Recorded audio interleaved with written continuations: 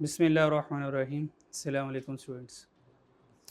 दुरूशी पढ़ लें, स्टार्ट करते हैं।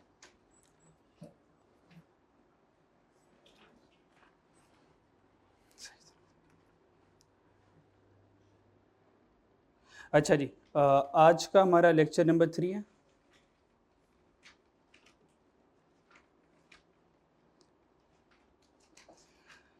लेक्चर नंबर 3 में इससे पहले वाले लेक्चर में हमने कॉस्ट क्लासिफिकेशन स्टार्ट की थी। कॉस्ट क्लासिफिकेशन के लिहाज से, बाय फंक्शन के लिहाज से कितने तरह की कॉस्ट थी? दो तरह की। कौन सी? एक प्रोडक्ट कॉस्ट और एक non product cost. Product cost कौन सी होती है बच्चों? प्रोडक्ट कॉस्ट कौन सी होती है? जो प्रोडक्ट का हिस्सा बनेगी। और नॉन प्रोडक्ट कॉस्ट कौन सी होती है? ठीक है। एलिमेंट के लिहाज से कितनी तरह की कॉस्ट थी? कौन कौन सी? लेबर और एफर्ट। फॉर एग्जाम्पल, अगर हम, अभी सारा मैंने समझाना है, अभी ये प्री डिस्कशन हो रही है। फॉर एग्जाम्पल, अगर हमने एक चेयर बनाई, उस चेयर में मटेरियल क्या होगा? वुड हो जाएगी मेन। अच्छा, उस चेयर में लेबर कौन होगा? वो जो कारपेंटर होगा, जो वो चेयर बना रहा होगा, वो हमारी लेबर होगी। ठीक है। और उसमें फैक्ट्री ओवरहेड्स क्या होंगे? वो जिस फैक्ट्री में वो फर्नीचर या वो टेबल या वो चेयर बनी होगी, उस फैक्ट्री के सारे एक्सपेंसेस, फिर दोबारा से मैंने ओवरहेड को आपको काउंट नहीं करवाया कि ये इलेक्ट्रिसिटी ओवरहेड है, सुपरवाइजर की सैलरी ओवरहेड है। तो अगर हम एक लमसम बात करें, एक कंप्रीहेंसिव बात करें, भाई एफओएच क्या?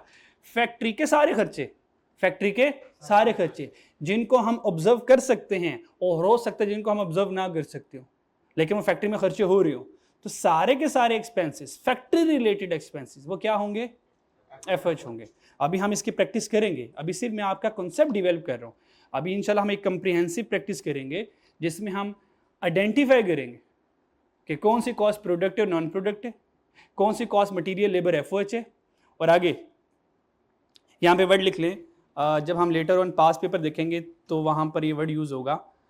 फैक्ट्री ओवरहेड कॉस्ट को ओवरहेड भी कहते हैं, सिंपल ओवरहेड लिखा होगा। तो अगर सिंपल ओवरहेड लिखा हुआ तो इसका मतलब क्या होगा? एफओएच है। और एक और वर्ड लिखा होगा, हाँ, प्रोडक्शन ओवरहेड, तो इसका मतलब ही एफओएच है। बात समझ आ गई? तो आपने फोकस किस वर्ड के ऊपर करना है सर? ओवरहेड के ऊपर। ओवरहेड, तो ओवरहेड का मतलब क्या होगा? फैक्ट्री ओवरहेड, यानी कि ये फैक्ट्री रिलेटेड एक्सपेंसेस होंगे। यहां तक क्लियर? कोई प्रॉब्लम? नेचर के लिहाज से हमारे पास दो तरह की कॉस्ट थी, डायरेक्ट और इनडायरेक्ट। डायरेक्ट कौन सी होती है, इनडायरेक्ट कौन सी होती है, अभी इसके ऊपर बात करेंगे। और last behaviour wise fix cost होती है, वेरिएबल, टोटल और स्टेप फिक्स कॉस्ट। इसके ऊपर आज की क्लास में डिस्कशन होगी। ठीक है। फिर हमने स्टार्ट किया था, अगर मैं चाहता हूं कि बिजनेस की टोटल कॉस्ट कैलकुलेट हो जाए, टोटल कॉस्ट, तो टोटल कॉस्ट में कौन कौन सी कॉस्ट आएगी? प्रोडक्ट कॉस्ट भी आएगी और नॉन प्रोडक्ट कॉस्ट भी आएगी। Gate my point? अच्छा, फिर प्रोडक्ट कॉस्ट में कौन कौन सी कॉस्ट आएगी? मटेरियल कॉस्ट, लेबर कॉस्ट और एफएच। और नॉन प्रोडक्ट में कौन सी आ जाएंगी?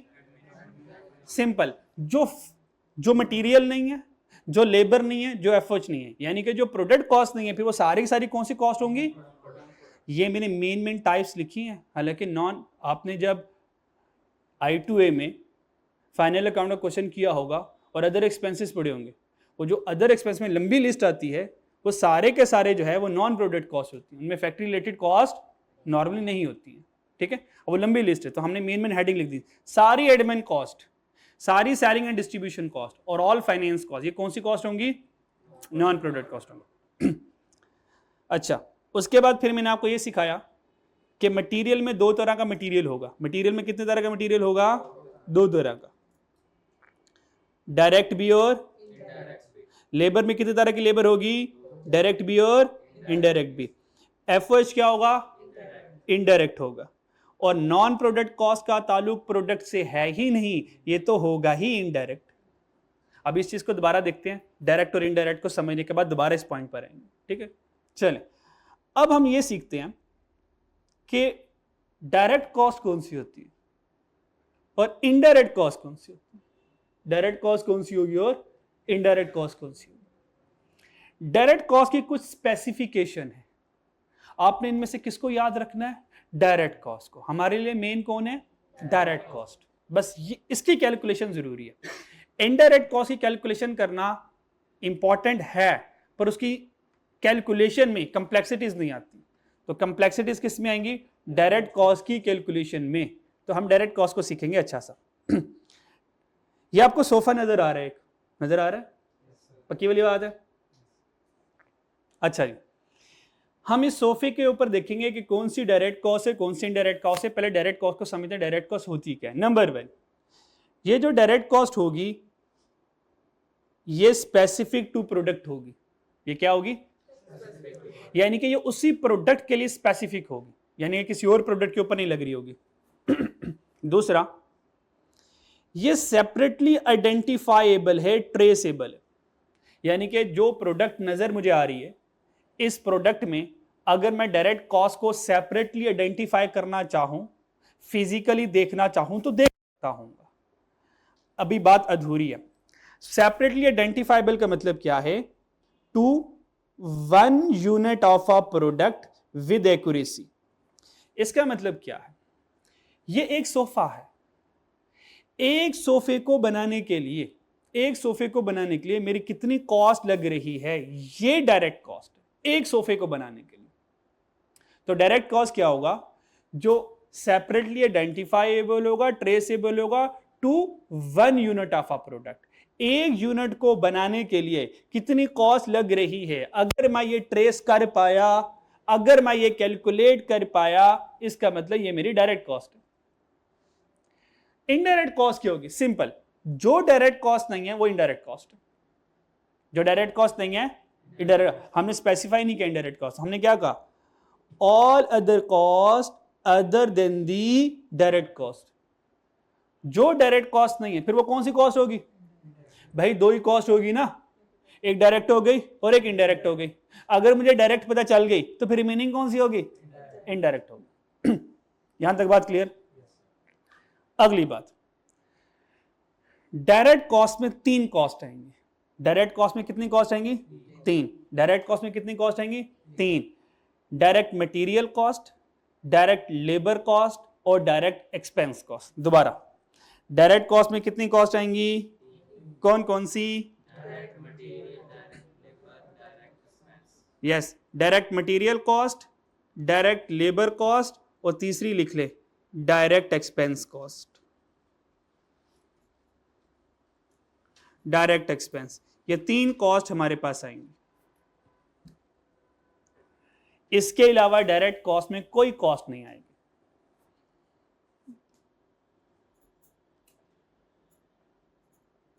याद रख सकते हैं? तो फिर डायरेक्ट कॉस्ट कौन कौन सी हुई? Direct material cost, direct labour cost और डायरेक्ट एक्सपेंस कॉस्ट। अब हम समझते हैं कि डायरेक्ट मटेरियल, डायरेक्ट लेबर और डायरेक्ट एक्सपेंस कौन से। ठीक है, इससे बात और समझ आएगी। अच्छा, जो भी हम नया कॉन्सेप्ट सीखेंगे ना, पहले 10 मिनट आपको कॉन्सेप्ट समझ नहीं आएगा, क्योंकि वो कॉन्सेप्ट की बेस बन रही होगी। फिर मैं उसी कॉन्सेप्ट को ना एग्जाम्पल से समझाऊंगा, फिर आपको समझ आएगी कहीं जाकर। बात समझ आएगी? तो अगर शुरू वाले 10 मिनट में कोई बात समझ नहीं आ रही तो भाई आपने तसल्ली रखनी। जब हम उसी कॉन्सेप्ट के एग्जाम्पल्स करेंगे, फिर अच्छा यार ये तो ये था, ये तो ये था, ये तो ये था, फिर कॉन्सेप्ट बनना शुरू हो जाएंगे। ठीक है जी? अच्छा जी। हो सकता है डायरेक्ट कॉस्ट आपको उस दर्जे में समझ ना आया हो। अब हम जब एक एक एग्जाम्पल करेंगे, अच्छा सारी डायरेक्ट कॉस्ट अब समझ आ गया, बात समझ आएगी। तो कुछ स्टेजेस में जाके समझ आएगी। नंबर 1, डायरेक्ट मटेरियल कॉस्ट क्या होगी? इस सोफे की एग्जाम्पल, अगर हम इस सोफे में देखें तो इस सोफे में मुझे क्या मटेरियल नजर आ रहा है, बता सकते हैं? इस सोफे का मटेरियल बताना है आपने मुझे। चलें वन बाय वन करने, 1 बाय 1। बस हम इस सोफे की एग्जाम्पल करते हैं और डायरेक्ट मटेरियल कॉस्ट में आपने ये पहले कहा वुड नजर आ रही है, सही है? क्योंकि वुड क्या है? ये स्पेसिफिक टू प्रोडक्ट भी है और ये सेपरेटली आइडेंटिफाई हो सकता है एक सोफे को बनाने के लिए। क्या मैं ये कह सकता हूं, क्या मैं ये ट्रेस कर सकता हूं, क्या मैं ये कैलकुलेट कर सकता हूं कि एक सोफे को बनाने में कितनी लकड़ी इस्तेमाल होती होगी, कितने स्क्वायर फीट लकड़ी इस्तेमाल होती होगी? क्या कर सकता हूं? 1 स्क्वायर फीट लकड़ी की कॉस्ट पता चल सकती है? इसका मतलब फिर एक सोफे पे कितनी वुड इस्तेमाल हो रही है, क्या ये कैलकुलेट कर सकता हूं? तो yes, would is my direct material cost. बात समझ आ रही है? और क्या नजर आ रहा है? अच्छा, मैं सिर्फ कंसेप्ट समझा के ना खामोश हो जाए करूंगा, बाकी सारा आप लोगों ने मुझे बताना है। हालांकि मैं बता सकता इसमें ये डायरेक्ट है, ये बता सकता था, तो मैं नहीं बताऊंगा। मेन कॉन्सेप्ट बताकर बाकी सारा कॉन्सेप्ट मैं आप लोगों से पूछा करूं कि आप लोग क्या सोचते हो। और यकीन करो जो सोचोगे तकरीबन 70% सही सोचोगे ना। हालांकि एग्जाम में हमें सिर्फ 50 चाहिए, आप 20 एक्स्ट्रा सोच रहे हो। कोई ये तो नहीं सोच रहा मैं कुछ ज्यादा सोच रहा हूं, कोई 60 पे आ जाऊं मैं, ठीक है। अच्छा जी, और क्या नजर आ रहा है? बटन, ठीक है, बटन भी हम ले सकते हैं, लेकिन इसके अलावा कोई और मेन बताओ प्रोडक्ट जो और मेन मटेरियल है। मतलब सोफे में मेन चीज बटन होगी, मतलब खुद सोचो, सोफा है और बटन है, तो बटन इज द मेन और other ingredient will be the main, मतलब वुड हो गया मेन है। इसके अलावा बटन मेन कंसीडर करते हो आप लोग सोफा में? सर वो डिजाइनिंग के लिए हो सकता है, अगर बटन ना भी हो तो इंशाल्लाह सोफा सोफा रहेगा। सोफे से पूछ सकते हो without button are you be the sofa, sofa will say yes. अगर बटन ना भी हो तो हम सोफा रहेंगे। वुड के बगैर सोफा मुश्किल है, या तो फिर आयरन का फ्रेम बनाना पड़ेगा, है ना। तो दो ही होती है हमारे पास, वुडन या आयरन। प्लास्टिक अभी पता नहीं आया कि नहीं मार्केट में। और क्या नजर आ रहा है? हाँ, क्लॉथ, वेल डन। क्लॉथ के बगैर बुरा लगेगा ना सोफा, क्या ख्याल है? मतलब लकड़ी है, खाली फोम है और कपड़ा नहीं है, कितना बुरा लगेगा बेचारा। क्या है, खुद तो अच्छे अच्छे कपड़े पहनते हो, सोफे को भी तो अच्छे कपड़े पहनाने हैं ना। क्लॉथ, क्या मैं ये आइडेंटिफाई कर सकता हूं एक सोफा बनाने में कितना कपड़ा लगेगा? मान लो 10 मीटर लगेगा, मान लो, अगर काम में ज्यादा कर लेना, मान लो 10 मीटर कपड़ा लगेगा। क्या आइडेंटिफाई कर सकता हूं 10 मीटर कपड़ा लगेगा या 20 मीटर कपड़ा लगेगा? 1 मीटर कपड़ा बाहर से कितना का मिलता है, क्या ये पता चल सकता है? कपड़ा मिलता ही पर मीटर है, कपड़ा मिलता ही पर मीटर है। तो क्या एक सोफे पे कितना क्लॉथ लग रहा है, क्या मैं कैलकुलेट कर सकता हूं? एक सोफे पे कर सकता हूं, तो इसका मतलब cloth is my direct material cost. और सोचो क्या हो सकता है? Foam, foam, foam, foam. एक सोफे पे कितना फोम इस्तेमाल होगा, क्या पता कर सकता हूं? भाई इतने स्क्वायर फीट फोम होगा, और एक फीट बाहर से कितना मिला पता कर सकता हूं? यस, वुड, क्लॉथ, फोम, ये मेरा 3 डायरेक्ट मटेरियल कॉस्ट है, जो कि डायरेक्टली स्पेसिफिक टू प्रोडक्ट है। अगली बात करने लगा हूं, संभालनी है, संभाल लेंगे, पक्की बात है। अच्छा, जो बात आप नहीं समझाएंगे तो मैंने ऐसा करना कि मैंने कभी बताई ही नहीं, सही है, तो संभाल लेनी है बात। अब अगली बात यह है,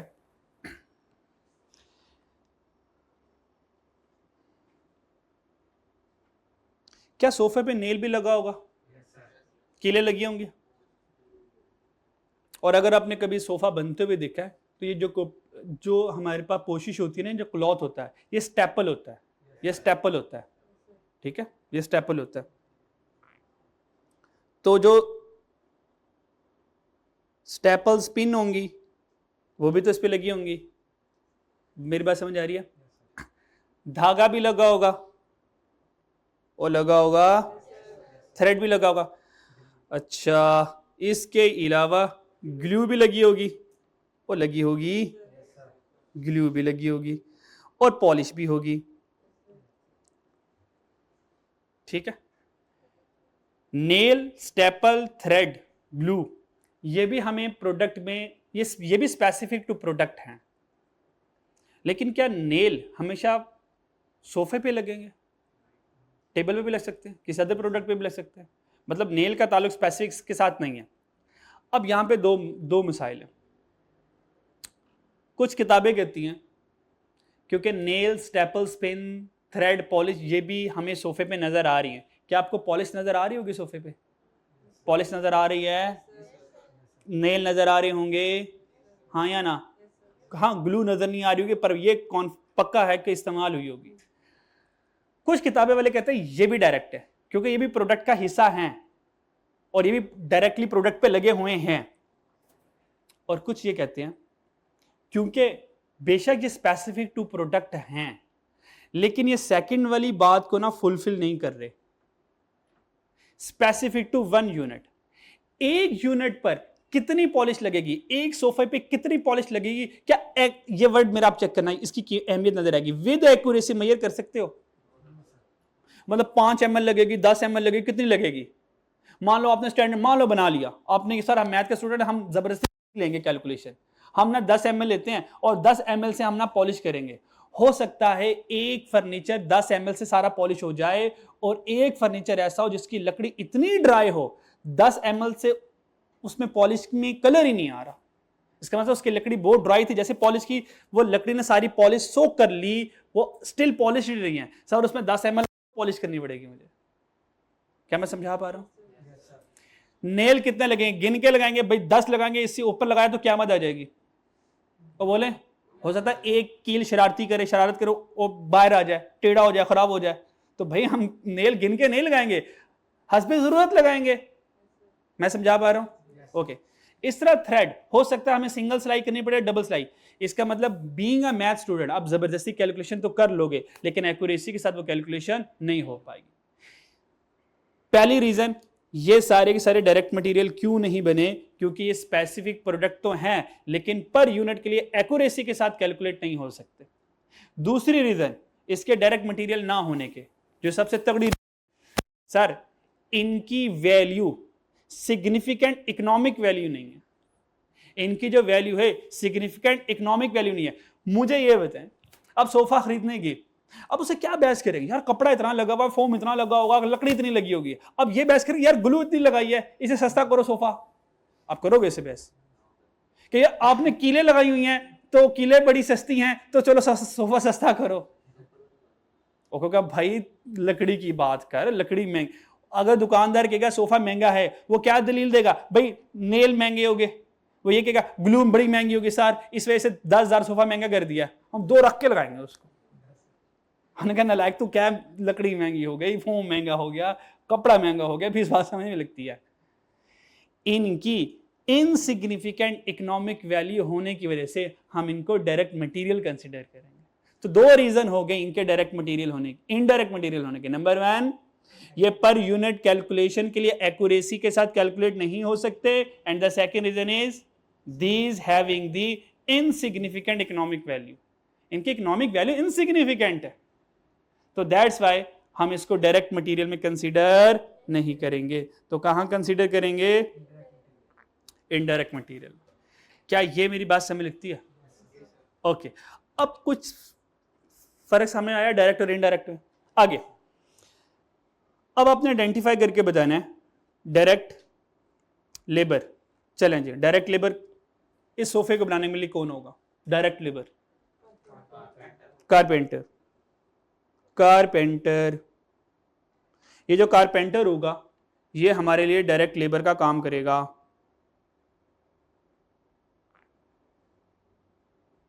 ठीक है, ये कारपेंटर। अच्छा, कारपेंटर के साथ एक हेल्पर भी तो होगा, हेल्पिंग बॉय भी तो होगा, एक छोटा भी तो होगा। तो कारपेंटर क्या होगा, छोटे वो आरी पकड़ा दे, छोटे वो बॉक्स पकड़ा दे, छोटे वो लकड़ी पकड़ा दे, छोटे ये काम कर दे, वो जो छोटा भी तो होगा। वो जो हेल्पिंग बॉय होगा, वो जो हेल्पर होगा, वो जो साथ छोटा होगा, क्या वो भी ये सोफा बना रहा होगा? नहीं। इसका मतलब हर वो लेबर जो डायरेक्टली प्रोसेस में इन्वॉल्व है, दैट विल बी दी, हाँ, और जो डायरेक्टली प्रोडक्शन प्रोसेस में इन्वॉल्व नहीं है वो कौन होगी? कौन होगा? इनडायरेक्ट लेबर होगा। तो फिर डायरेक्ट लेबर में कारपेंटर आ गया। सर इनडायरेक्ट लेबर में कौन आ जाएगा? छोटा आ जाएगा, छोटू। हेल्पिंग बॉय लिख लेते हैं। बात समझ आ रही है कि मुझे कल को समझ आ रही है? यार आप लोगों ने मेरे साथ साथ ना सवालों को जवाब देना है, ऐसा ना हो मैं अकेला अकेला समझता रहूं और आप लोग सर माशाल्लाह आपने बहुत अच्छा समझाया, पर क्या समझाया समझ नहीं आई। अच्छा जी, इसको क्या हो गया? Helping boy.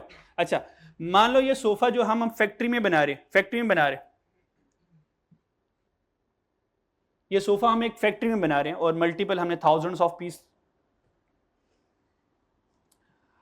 टेंशन ना लिया करें, कुछ और लोग भी क्लास लेने आ जाते हैं, इनविजिबल पीपल, उनको भी कॉस्ट के मसले आ रहे हैं उनका कॉस्ट चल ही रही है, जमीन वाले कॉस्ट पढ़ा रहे हैं तो हम भी पढ़ लेते हैं। लगता है आवाम ज़्यादा हो रही है। ओए चलो जाओ, अल्लाह हाफिज़।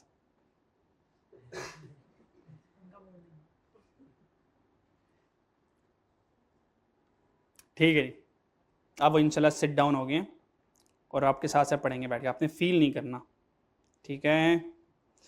हेल्पिंग को है, लेबर जो है फैक्ट्री में काम कर रही है, क्या लेबर ईमानदारी से काम करती रहेगी? हम उनके ऊपर चेक एंड बैलेंस ना भी रखें तो वो काम करती रहेगी? नहीं सर, अगर हम उनके ऊपर चेक एंड बैलेंस नहीं रखेंगे, लेबर वेली बैठ जाएगी और हो सकता है साथ घर से लूडो लेकर, हम सर कोई देख तो रहा नहीं, लूडो खेल लेते हैं। लेकिन जैसे कोई सुपरवाइजर आ गया, वो लूडो साइड में रख के काम करना शुरू कर देंगे। बात समझ आ रही है? नहीं तो गप्पे मारना शुरू कर देंगे। इसका मतलब लेबर से काम करवाने के लिए सुपरवाइजर भी तो फैक्ट्री में होगा। क्या सुपरवाइजर लेबर है?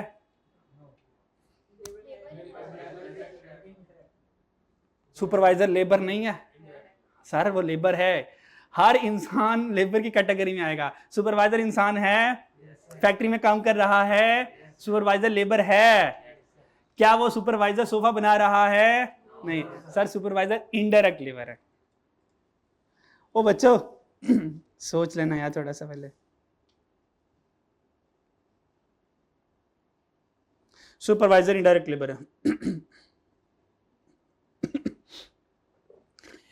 फिर इनडायरेक्ट लेबर में फैक्ट्री में चले जाएं, फैक्ट्री में चले जाएं भाई, उस फैक्ट्री में कोई सफाई करने वाला स्वीपर होगा, उस सफाई में काम करने वाला सिक्योरिटी गार्ड होगा। क्या स्वीपर और सिक्योरिटी गार्ड फैक्ट्री में मौजूद हैं? इसका मतलब वो भी सोफा बना रहे होंगे। स्वीपर ने कहा कारपेंटर भाई आप थक गए हैं, अगला सोफा इंशाल्लाह आई विल मेक, वो ऐसा करेगा? वो बेड़ा गर्क करेगा फिर तो। इसका मतलब जो स्वीपर होगा, जो गार्ड हो है, हर इंसान लेबर है, हर इंसान लेबर है। अगर वो इंसान प्रोडक्ट बना रहा है तो वो कौन सी लेबर बनेगा? अगर वो इंसान प्रोडक्ट नहीं बना रहा तो कौन सी लेबर बनेगा? Indirect labour. Gate my point? अब क्या डायरेक्ट मटेरियल और इनडायरेक्ट मटेरियल अलग हुआ और उसके बाद डायरेक्ट लेबर और इनडायरेक्ट लेबर अलग हो गई। डायरेक्ट एक्सपेंस हमारी जिंदगी में बहुत कम आएगा, ना होने के बराबर आएगा। 1% चांसेस है एग्जाम में एग्जामिनर डायरेक्ट एक्सपेंस दे दे, वरना बहुत कम ये होता है। डायरेक्ट एक्सपेंस क्या? डायरेक्ट एक्सपेंस ये वो एक्सपेंस होगा जो पर्टिकुलर काम करने के लिए जरूरी होगा, पर्टिकुलर काम करने के लिए जरूरी होगा। मान लें फर्नीचर में एक कंपनी है जिसका नाम कैनवुड है, कैनवुड है और वो फर्नीचर बनाती है और रिनाउंड कंपनी है। कैनवुड वालों ने क्या किया? फ्रेंचाइज ऑफर की। हमने कैनवुड की फ्रेंचाइज ले ली, हमने कैनवुड की फ्रेंचाइज ले ली। जब मैंने कैनवुड की फ्रेंचाइज ले ली, क्या मैं उनको रॉयल्टी पे करूंगा? हाँ या ना? क्या रॉयल्टी पे करूंगा? अच्छा, मैं अगर उनको रॉयल्टी पे ना करूं, वो फिर भी मुझे अपना नाम इस्तेमाल करने देंगे? क्या कहेंगे? सर इस साल आपने रॉयल्टी नहीं पे की, सर इस साल आप हमारा नाम इस्तेमाल नहीं कर सकते। कह सकता हूं अगर हमने रॉयल्टी पे ना की तो मेरा प्रोडक्शन प्रोसेस स्टॉप हो जाएगा, तो रॉयल्टी पे करूंगा फिर प्रोडक्शन के राइट मिल जाएंगे। यार किसी को बुला लो यार। अच्छा, तो अगर मैं रॉयल्टी पे करूंगा फिर मुझे प्रोडक्शन के राइट मिल जाएंगे, तो कह सकता हूं कि royalty is my the direct expense. Royalty क्या है? ये मेरा डायरेक्ट एक्सपेंस है, क्योंकि अगर रॉयल्टी पे नहीं करूंगा तो प्रोडक्शन रुक जाएगी, सोफे बनना रुक जाएंगे। इसका मतलब सोफे का बनना रॉयल्टी के साथ डायरेक्ट अटैच है। Gate my point? तो डायरेक्ट एक्सपेंस की एग्जांपल क्या हो जाएगी? रॉयल्टी।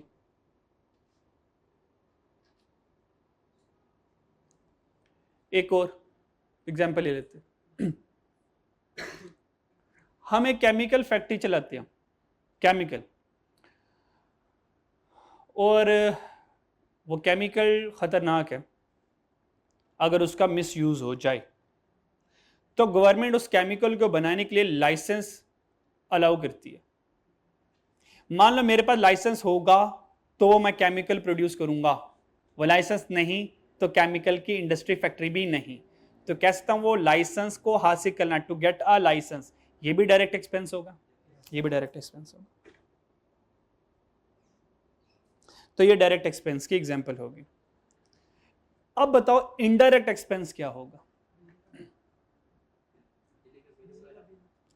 इनडायरेक्ट एक्सपेंस क्या होगा? आसान सा वर्ड सर, जो डायरेक्ट मटेरियल नहीं है, जो डायरेक्ट लेबर नहीं है, वो सारे के सारे डायरेक्ट इनडायरेक्ट एक्सपेंसेस। तो इनडायरेक्ट एक्सपेंसेस में कौन कौन से एक्सपेंस आ जाएंगे? जो कि डायरेक्ट नहीं है और इनडायरेक्ट मटेरियल नहीं है और इनडायरेक्ट लेबर नहीं है, यानी कि all other factory expenses, factory के जितने भी एक्सपेंसेस होंगे ये इनडायरेक्ट एक्सपेंसेस होंगे, ये इनडायरेक्ट एक्सपेंसेस होंगे। तो इनकी कोई लिस्ट नहीं है। जैसे एग्जाम्पल में अगर थोड़ी सी एग्जाम्पल लिखना चाहें, इलेक्ट्रिसिटी बिल, ये इनडायरेक्ट एक्सपेंस है। मशीन या बिल्डिंग की डेप्रिसिएशन, ये इनडायरेक्ट एक्सपेंस है। इंश्योरेंस एक्सपेंस, ये क्या है? Indirect expenses. क्या ये डायरेक्ट और इनडायरेक्ट वाली बात समझ लग गई? अच्छा अच्छा जी, अब इस वाले पेज पे जरा दोबारा है, बस फाइनल कंक्लूड करके फिर हम आगे मूव ऑन कर रहे हैं। इसका मतलब मटेरियल में डायरेक्ट मटेरियल होगा और लेबर में डायरेक्ट लेबर कॉस्ट होगी, ये सिर्फ दो डायरेक्ट होंगे। इसके अलावा indirect material, indirect labour cost और सारी के सारी इनडायरेक्ट कॉस्ट, ये सारे के सारे एफओएच में आएंगे। ये कैसे हुआ? इसको फाइनल एक कंक्लूसिव नोट से देखते हैं। ये सेकंड वाले नोट्स पे आ जाएं। अगर एग्जामिनर आपसे पूछ ले कि बिजनेस कॉस्ट कैलकुलेट कर दो, बिजनेस कॉस्ट कैलकुलेट कर दो, बिजनेस कॉस्ट का मतलब क्या है? बहुत अच्छे, टोटल प्रोडक्ट कॉस्ट। हाँ, not total product cost, business cost mean total cost calculate कर दे। तो टोटल कॉस्ट में कौन कौन सी कैलकुलेट करें कॉस्ट? प्रोडक्ट कॉस्ट भी और नॉन प्रोडक्ट कॉस्ट भी। Gate my point? अगर एग्जामिनर आपसे कहता है कि मुझे प्रोडक्ट कॉस्ट कैलकुलेट कर दें, कौन सी कॉस्ट कैलकुलेट कर दें? Product cost. तो प्रोडक्ट कॉस्ट में कौन सी कॉस्ट आएगी? डायरेक्ट मटेरियल, डायरेक्ट लेबर और डायरेक्ट एक्सपेंस, ये तीन कॉस्ट। और रह गया हमारा एफओएच। मटेरियल, लेबर और एफओएच तो है ही है ना, ये डायरेक्ट एक्सपेंस अगर हो तो आएगा, वरना नॉर्मली ये नहीं आता। जैसे कि मैंने शुरू में कहा था, बहुत कम आता है, क्योंकि अगर मैं अपना बिजनेस कर रहा हूं और कोई केमिकल का बिजनेस नहीं कर रहा। अच्छा जी, स्टार्ट से पहले सही तरह से जैसे स्टार्ट करवाया फिर खराब हो गया। अच्छा, तो डायरेक्ट मटेरियल, डायरेक्ट लेबर और ये डायरेक्ट एक्सपेंस।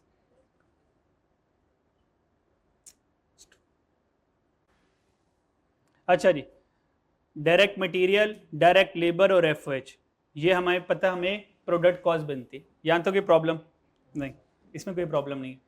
फिर डायरेक्ट मटेरियल, डायरेक्ट लेबर और डायरेक्ट एक्सपेंस। डायरेक्ट एक्सपेंस आपको मैंने कहा था कभी कभार आएगा। ये डायरेक्ट मटेरियल और डायरेक्ट लेबर, देखें किसी भी प्रोडक्ट को बनाने में जो मेन कॉस्ट होती है, वो मेन कॉस्ट दो ही होती है, मटेरियल और लेबर, ये दो मेन कॉस्ट होती है। बात समझ आ रही है? मान लो आपने देग बनानी है, आपने क्या बनानी है? देग बनानी है। अब जब देग बनाएंगे उसमें मसालों को काउंट करेंगे, यार मसाले कितने के डलने हैं, या ये देखेंगे यार चावल कितने आएंगे या गोश्त कितना आएगा। मान लो बिरयानी की देग बनानी है तो मेन इंग्रेडिएंट क्या है? यार चावल कितने आएंगे, गोश्त कितने आएंगे, इससे हम एस्टिमेट लगाएंगे, ठीक है। और सारे मसालों को हम चंद थाउजेंड से एस्टिमेट लगा लेंगे, यार 5-2,000 के या 3,000 के सारे मसाले डलने हैं। लेकिन मेन चीज क्या होगी? तो बोलो यार, चावल होंगे, गोश्त होंगे और बनाने वाला होगा। वो बनाने वाला कितने पैसे लेगा? इसलिए डायरेक्ट मटेरियल को और डायरेक्ट लेबर को, और अगर कोई डायरेक्ट एक्सपेंस है, इनको प्राइम कॉस्ट कहते हैं। Prime cost mean main cost, prime cost mean, prime मतलब मेन, प्राइम मीन मेन, ये आपकी मेन कॉस्ट है। समझ लगती है? अच्छा, फिर मैंने कहा था लेबर और एफओएच, ये मैंने आपको शुरू में बता दिया था, लेबर और एफओएच ये दोनों मिलकर क्या करते हैं, रॉ मटेरियल को फिनिश गुड में कन्वर्ट करते हैं। दैट्स व्हाई लेबर और एफओएच को क्या कहते हैं, कन्वर्जन कॉस्ट। इसको क्यों कन्वर्जन कॉस्ट कहते हैं, बिकॉज लेबर और एफओएच दोनों मिलके रॉ मटेरियल को कन्वर्ट करते हैं फिनिश गुड में। बात समझ लगती है? आगे, इनडायरेक्ट मटेरियल, इनडायरेक्ट लेबर और इनडायरेक्ट एक्सपेंस, ये हमारा एफओएच आता है। यानी कि एफओएच में क्या होगा, सारे के सारे indirect expenses, all indirect expenses, जिसमें इनडायरेक्ट मटेरियल भी होगा, इनडायरेक्ट लेबर भी होगा और इनडायरेक्ट एक्सपेंसेस भी होंगे। तो इनडायरेक्ट कॉस्ट जो है वो हमारी एफओएच कॉस्ट होती है। और अगर मैं सारी की सारी डायरेक्ट कॉस्ट को जमा कर लूं, वो प्रोडक्ट कॉस्ट बनती है। So all direct cost product cost, all indirect cost FOH cost. बात मेरी समझ आ रही है?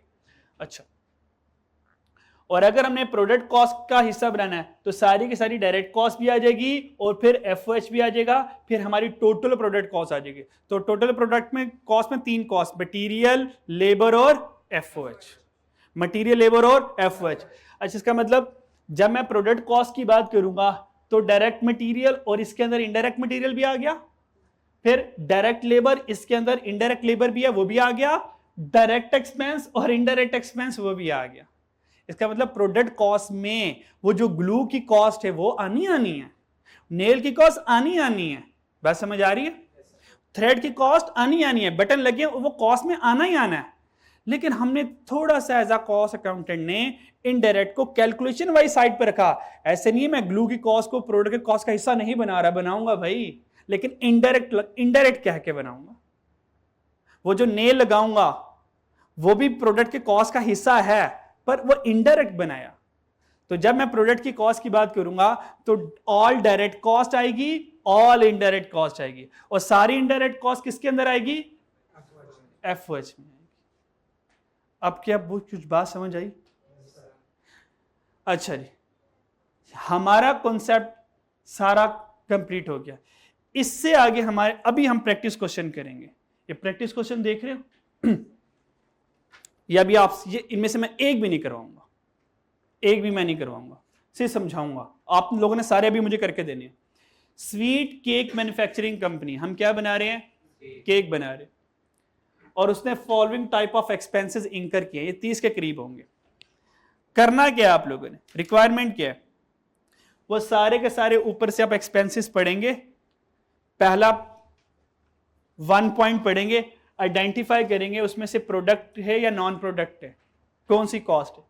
फिर जो भी आपने आइडेंटिफाई कर लिया उसका सेकंड आइडेंटिफाई बाय एलिमेंट करेंगे कि वो मटेरियल है, लेबर है या एफएच में आएगा। फिर आप ये डिसाइड करेंगे वो जो एक्सपेंस लिखा है वो डायरेक्ट होगा या इनडायरेक्ट होगा।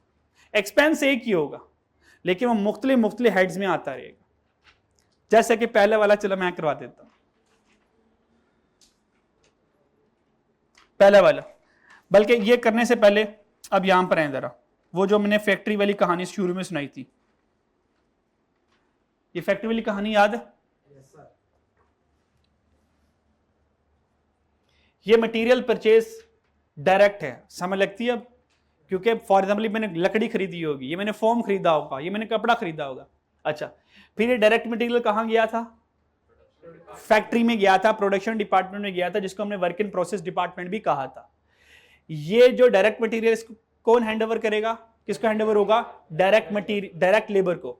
अब ये जो इनडायरेक्ट गार्ड जो है और वो जो कारी साहब मौलवी से जो नमाज पढ़ाए वो क्या होंगे, indirect labour.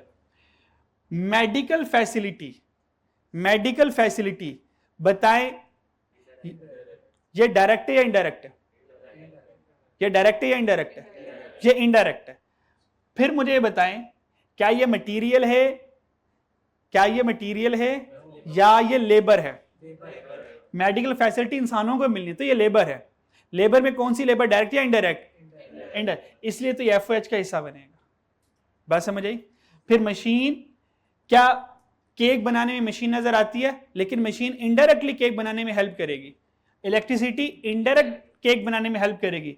Repair, factory rent, डेप्शन, generator fuel, asset insurance, ये इनडायरेक्ट केक बनाने के लिए सारा कुछ इस्तेमाल होगा, इसलिए सारा के सारा किस में जाएगा, एफओएच में जाएगा। ठीक है, अब पहला वाला मैं करवाता हूं, बाकी आप लोग आइडेंटिफाई करेंगे। चलें, फर्स्ट वाला ये है, फिर देखता हूं आप लोगों को कितनी बात समझ आई। अगर तो आप लोगों को बात समझ आ गई तो यकीन कर आप लोग छा जाएंगे, तो मुझे आप पर यकीन आ जाएगा कि आप लोग इंशाल्लाह कॉस्ट में अच्छा चलेंगे और खुद से सोच सकते हैं। और अगर इधर मेरी जरूरत ज्यादा पड़ी, अल्लाह करे ना ही पड़े। अच्छा जी, पहला वाला पॉइंट है cost of oil use to lubricate production machine. ये पढ़ लिया? ठीक है।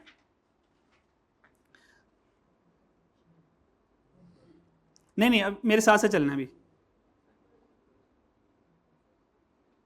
कॉस्ट ऑफ ऑयल यूज्ड, हमने मशीनों को लुब्रिकेट करने के लिए एक ऑयल यूज किया है ताकि मशीनें सही फंक्शन करें। ठीक है, मशीनें सही फंक्शन करेंगी तो प्रोडक्ट बनेगी। सबसे पहले मुझे बताओ, ये जो बात लिखी हुई है ये प्रोडक्ट कॉस्ट में जाएगी या नॉन प्रोडक्ट कॉस्ट में जाएगी? प्रोडक्ट कॉस्ट में जाएगी।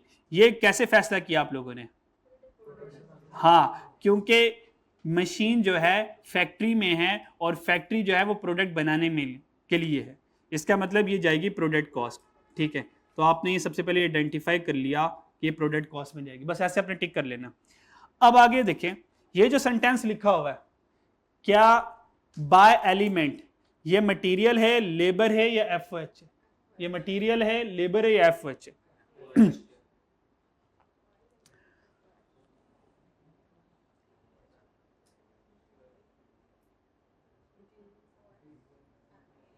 क्या ये मटेरियल है, लेबर है या एफओएच है?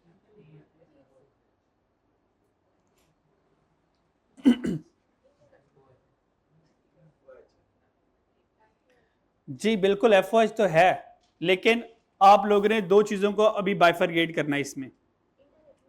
हाँ, ये जो कॉस्ट ऑफ ऑयल है ये ऑयल की कॉस्ट है, तो ऑयल क्या है? मटेरियल है। ऑयल क्या है? मटेरियल है, तो ये जाएगा मटेरियल में। अब ये मटेरियल क्या डायरेक्ट है या इनडायरेक्ट है? इनडायरेक्ट। बात समझ आई?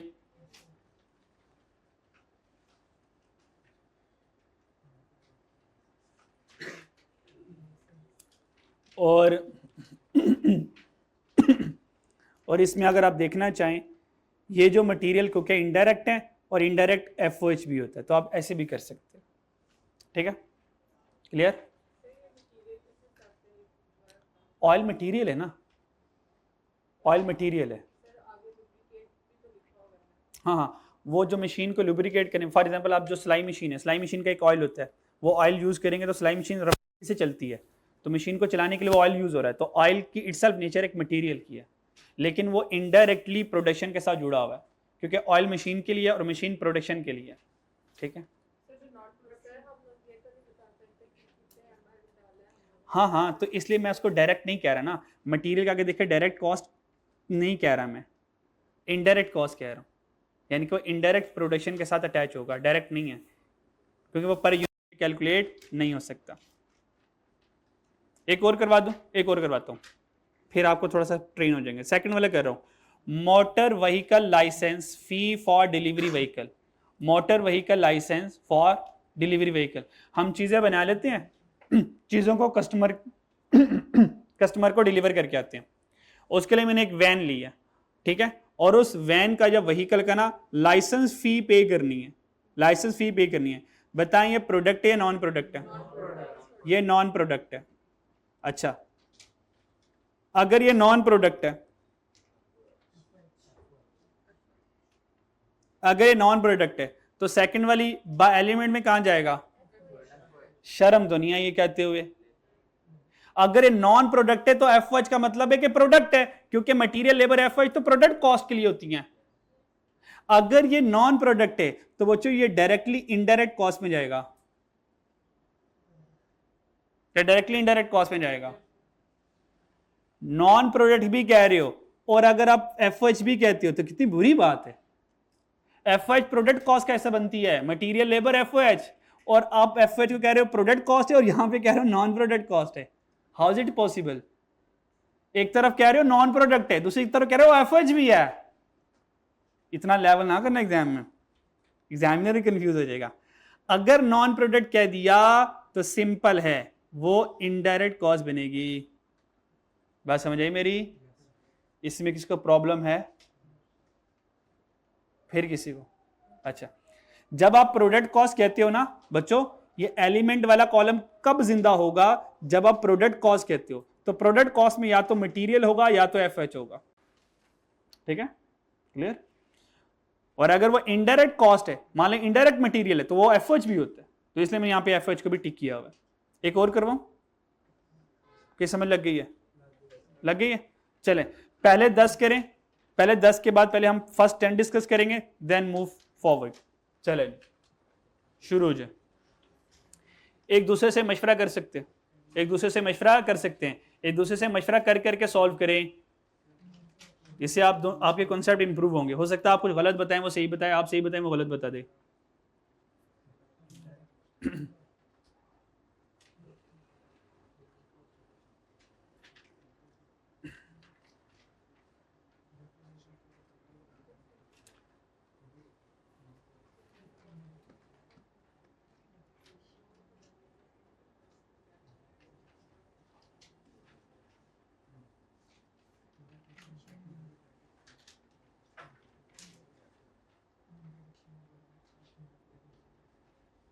अब ऐसा करें, ये करने से पहले अगर जिस बच्चे को ये नोट्स याद नहीं है, वो एक दफ़ा ये नोट्स रिवाइज कर ले, फिर नीचे वाले क्वेश्चंस पर आ जाए।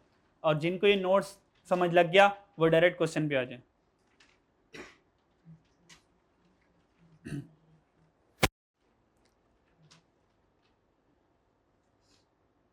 और अगर आप लोगों ने 10 के 10 सही कर लिए तो आप लोग यकीन करें छा जाएंगे। नहीं सही करेंगे तो करवा तो मैंने फिर भी देना ही है इंशाल्लाह।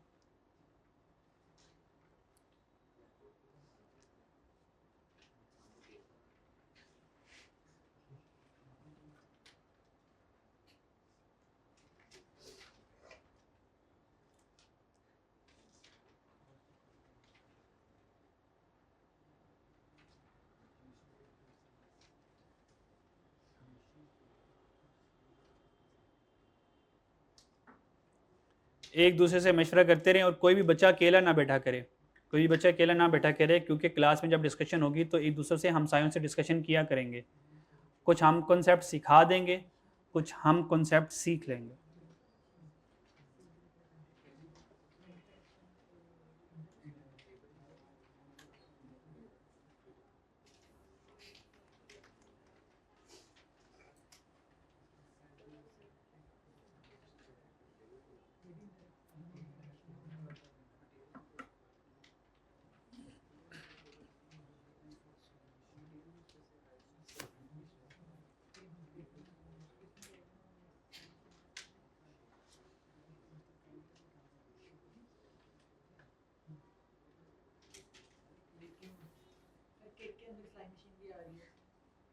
केक के अंदर सिलाई मशीन आ रही है, तो फिर वो केक का थोड़ी देर के लिए अज्यूम कर लो। वो केक के अंदर सिलाई मशीन इस वजह से आ रही है कि हमने केक की डेकोरेशन के लिए ना कोई वो बनाना होगा, वो रिबन बनाना होगा, वो रिबन को स्टिच कर रहे होंगे। हाँ ठीक है, हाँ चलो वो केक वाले एग्जाम्पल को सिलाई मशीन के लिए स्किप करते हैं। सीविंग मशीन को स्किप करके प्रोडक्शन मशीन कर लें, केक मशीन कर लो यार। सीविंग मशीन या केक मशीन कर लो, इसमें कौन सा मसला है? 9 के लुब्रिकेंट फॉर केक मशीन।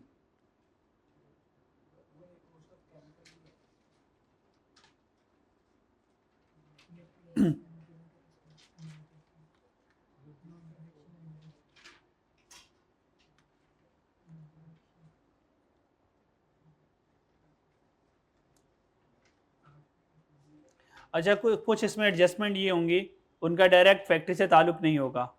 अगर डायरेक्ट फैक्ट्री से ताल्लुक नहीं होगा, वो नॉन प्रोडक्ट में जाएंगे। जैसे कि पॉइंट नंबर 5 में कह रहा है cost of chemical use in laboratory. ये जो कॉस्ट ऑफ केमिकल है, ये लेबॉर्ट्री में यूज़ हो रहा है और लेबॉर्ट्री फैक्ट्री में नहीं होती। ठीक है, तो ये नॉन प्रोडक्ट कॉस्ट बनेगी।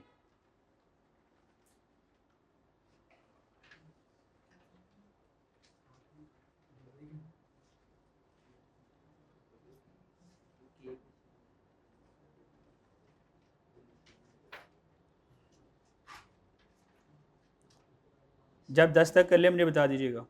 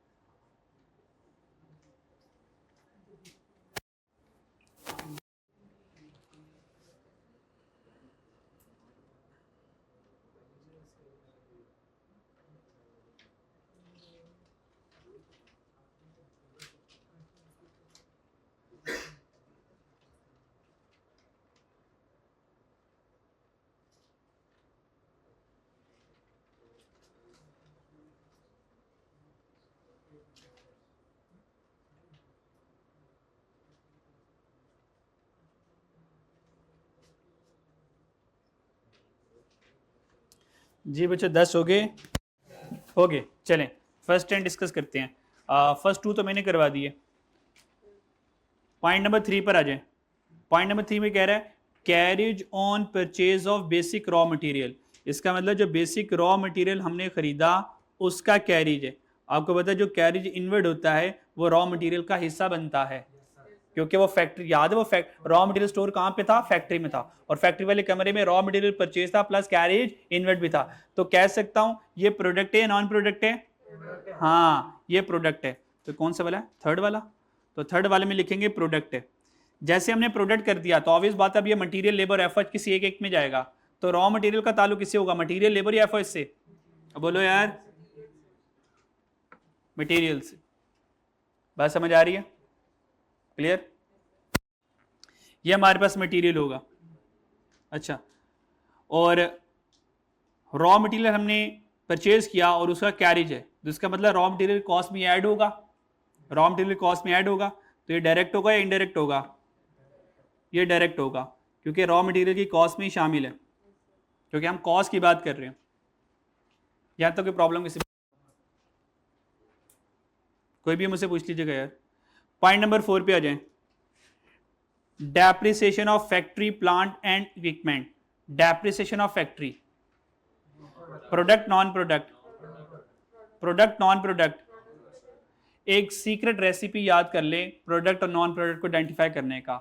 जहां पे वर्ड फैक्ट्री आ गया, फैक्ट्री है ही प्रोडक्ट को बनाने के लिए, फैक्ट्री है ही प्रोडक्ट को बनाने के लिए, तो फैक्ट्री रिलेटेड एक्सपेंस हमेशा प्रोडक्ट कॉस्ट बनेंगे। याद रख सकते हैं बात? तो डेप्रिसिएशन किसकी है? फैक्ट्री के प्लांट की, अंडरलाइन करें। और यहां पे लिखा होता है हेड ऑफिस के बिल्डिंग की, तो फिर ये प्रोडक्ट कॉस्ट ना बनता, फिर नॉन प्रोडक्ट होता। ये डेप्रिसिएशन किसकी हो रही है?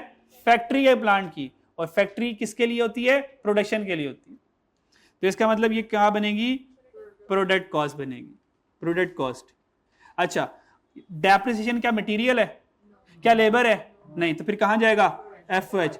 और अगर ये एफओएच है तो एफओएच तो होता ही इनडायरेक्ट है। क्या मैं समझा पा रहा हूं? आप लोग समझ पा रहे हैं?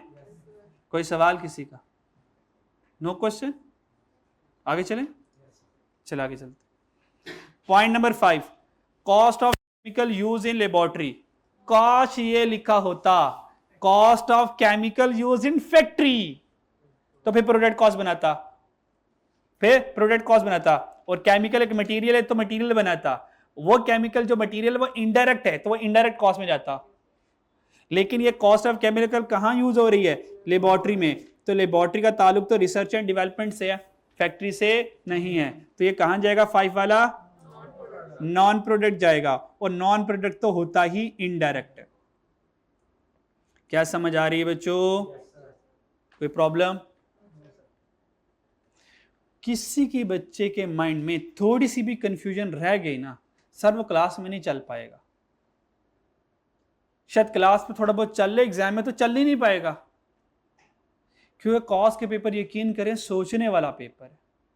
तो आपको सोचना है, और जहां पर सोचने में प्रॉब्लम आए सर वो प्रॉब्लम मुझसे डिस्कस करनी है, यकीन करें आपके दिल में क्या चल रहा है मैं नहीं जान सकता, जान ही नहीं सकता जब तक आप मुझसे एक्सप्रेस ना करें। बात समझ आ रही है? तो कहीं पर भी आप लैग कर रहे होंगे, शिवर कर रहे होंगे, सर कंसेप्ट शेक हो रहा है, नहीं समझ लग रहा, कंफ्यूजन है, सर आप मुझे बताएंगे ताकि आपकी कंफ्यूजन को दूर करें। कंफ्यूजिंग माइंड से नहीं बैठना है वरना नहीं समझ पाएंगे। अभी तो आसान आसान चीजें हैं, आगे ड्रोनी चीजें भी आनी हैं। पॉइंट नंबर 6, कमीशन पे टू सेल रिप्रेजेंटेटिव, क्या ये प्रोडक्ट का हिस्सा है? भाई चीजें बन गई होंगी, अब वो चीजें सेल हो रही होंगी, ये तो आफ्टर प्रोडक्शन प्रोसेस चल रहा है, इसका मतलब ये क्या होगा फिर? तो 6 वाला जाएगा नॉन प्रोडक्ट, और आपको पता है नॉन प्रोडक्ट तो होता ही इनडायरेक्ट एक्सपेंस। 7 वाला salary of the secretary to the finance director, क्या फाइनेंस डायरेक्टर फैक्ट्री में बैठा होगा? हेड ऑफिस में होगा? इसका मतलब फैक्ट्री एक्सपेंस नहीं है, तो फिर ये नॉन प्रोडक्ट एक्सपेंस होगा। तो 7 वाला भी नॉन प्रोडक्ट में गया, और नॉन प्रोडक्ट तो होता ही इनडायरेक्ट एक्सपेंस है, इनडायरेक्ट कॉस्ट होती है। लुब्रिकेंट फॉर केक मशीन, तो केक मशीन के लिए हमने एक लुब्रिकेंट परचेज किया, तो ये मशीन कहां पर होगी? हेड ऑफिस में? फैक्ट्री में? अगर फैक्ट्री में है तो फिर प्रोडक्ट कॉस्ट होगी, तो 8 वाला क्या होगा? Product cost. तो प्रोडक्ट कॉस्ट में हमने लुब्रिकेंट, तो लुब्रिकेंट लेबर होती है और बोलो मटेरियल होता है, तो ये मटेरियल होगा, लेकिन लुब्रिकेंट कौन सा मटेरियल होगा? डायरेक्ट या इनडायरेक्ट? इनडायरेक्ट। तो चेक करें हमारी जिंदगी में इनडायरेक्ट खर्चे ज्यादा होते हैं, क्यों? क्योंकि डायरेक्ट है ही दो, मटेरियल और लेबर, बाकी सारे तो लंबी लिस्ट तो इनडायरेक्ट की होगी। बात समझ आ रही? 9 वाला trade discount given to customer, ये तो आफ्टर प्रोडक्शन वाली है ना, तो 9 वाला जो है नॉन प्रोडक्ट है, तो 9 वाला नॉन प्रोडक्ट, और नॉन प्रोडक्ट तो होता ही इनडायरेक्ट है। एंड द लास्ट 10 वाला wages of security guard for factory, for factory product non product? Sir किसने बताया कि प्रोडक्ट है? हाँ सर, फैक्ट्री के वर्ड ने बताया, क्योंकि फैक्ट्री के सारे एक्सपेंस प्रोडक्ट एक्सपेंस होंगे। ठीक है, अच्छा हमें तो वह चल गया प्रोडक्ट है। अब सिक्योरिटी गार्ड बताए मटेरियल है, लेबर या एफओएच है? लेबर है, ये लेबर है। कौन सी लेबर? डायरेक्ट या इनडायरेक्ट? क्योंकि लेबर इनडायरेक्ट है, ये एफओएच भी तो होगा, है ना? फिर तो एफएच भी तो होगा, ये मैंने इसको एफएच क्यों किया? लेबर गार्ड ने कहा कि प्रोडक्ट कॉस्ट है, गार्ड क्योंकि इंसान है हमने उसको लेबर में कहा, हमने कहा लेबर कौन सी वाली है? इनडायरेक्ट। अगर इनडायरेक्ट है तो फिर एफएच भी तो होगी। इस तरह भी कर सकते हो या इस तरह भी कर सकते हो, लेबर क्योंकि एफओएच वाली है तो वो इनडायरेक्ट ही होगी, क्योंकि एफओएच तो होता ही इनडायरेक्ट है। जैसे मर्जी कर लो। दोबारा, गार्ड था फैक्ट्री का, उसने वेजेस ली तो वो प्रोडक्ट कॉस्ट बन गया। गार्ड इंसान होता है तो लेबर कह दिया। बात समझ आ रही है? वो जो गार्ड है वो प्रोडक्शन में इन्वॉल्व नहीं है, इनडायरेक्ट एक्सपेंस हो। अगर वो इनडायरेक्ट है तो एफओएच है। दूसरा, लेबर जो है वो गार्ड है, क्योंकि वो फैक्ट्री में है, प्रोडक्शन का हिस्सा नहीं है, तो एफओएच है, और एफओएच तो होता ही इनडायरेक्ट। मर्जी कर लें इसको। चलें, बाकी आप सारे होमवर्क से कर लेंगे। बाकी आप लोगों ने ये तकरीबन 30 के करीब है, इससे आपकी बहुत ज़बरदस्त प्रैक्टिस हो जाएगी कि कौन सा product non product, material, labour, effort, direct और इनडायरेक्ट की कंप्रीहेंसिव प्रैक्टिस हो जाएगी। इसके बाद आपको इसकी ज़रूरत नहीं पड़ेगी। यहाँ तक कोई भी सवाल है मुझसे पूछ लें। यहाँ तक मैं 2 मिनट के लिए 3 मिनट के रुक रहा हूँ, जल्दी से रिवाइज कर लें।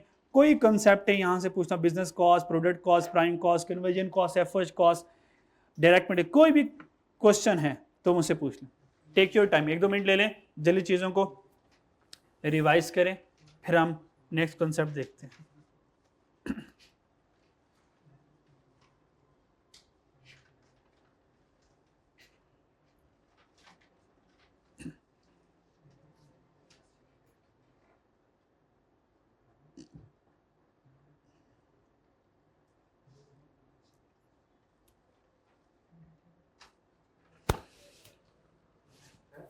जी क्या हुआ?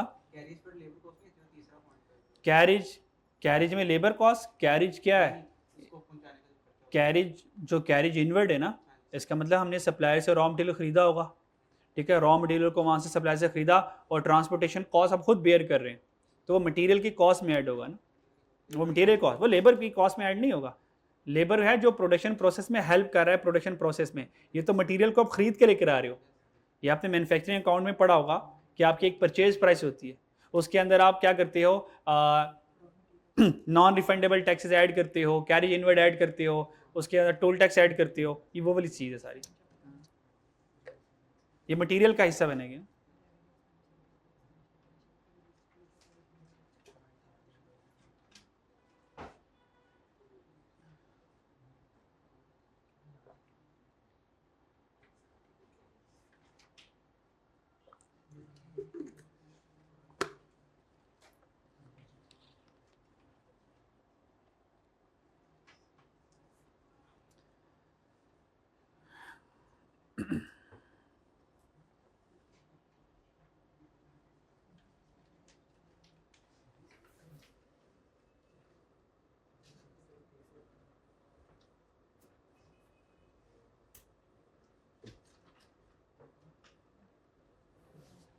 जी बच्चों, कोई क्वेश्चन है? नो क्वेश्चन, आगे चलें फिर। All is clear, all is clear, all is clear का मतलब सारा समझ आ गया, सारा इरेज हो गया? हाँ, ये यस वाला कौन सा था, सारा समझ आने वाला या सारा इरेज होने वाला? ऑल इज क्लियर का मतलब होता है जो भी है सब कुछ क्लियर कर दो। चलें, लास्ट कॉन्सेप्ट, सारा तो कंप्लीट नहीं होगा लेकिन थोड़ा बहुत हम कंप्लीट कर ही लेंगे। Fix cost classification by behaviour. By behaviour में हमारे पास 4 तरह की कॉस्ट आएगी। कितने तरह की आएगी? 4 तरह की। फिक्स कॉस्ट, वेरिएबल कॉस्ट, और fix cost, variable cost, semi variable cost जिसको टोटल कॉस्ट कहते हैं, और स्टेप फिक्स कॉस्ट आएगी। वन बाय वन सारे के सारे देखते हैं। सबसे पहले आ जाएं फिक्स कॉस्ट। फिक्स कॉस्ट कौन सी कॉस्ट होती है? ये सारी आप लोगों ने इकोनॉमिक्स में पढ़ी हुई है, ठीक है। फिक्स कॉस्ट वो कॉस्ट होती है जिसका एक्टिविटी लेवल से कोई ताल्लुक नहीं है, जिसका प्रोडक्शन से कोई ताल्लुक नहीं है। प्रोडक्शन ज़्यादा हो या प्रोडक्शन कम करूं, fix cost doesn't change, fix cost बदलती नहीं है। मिसाल के तौर पे एग्जांपल से देखते हैं।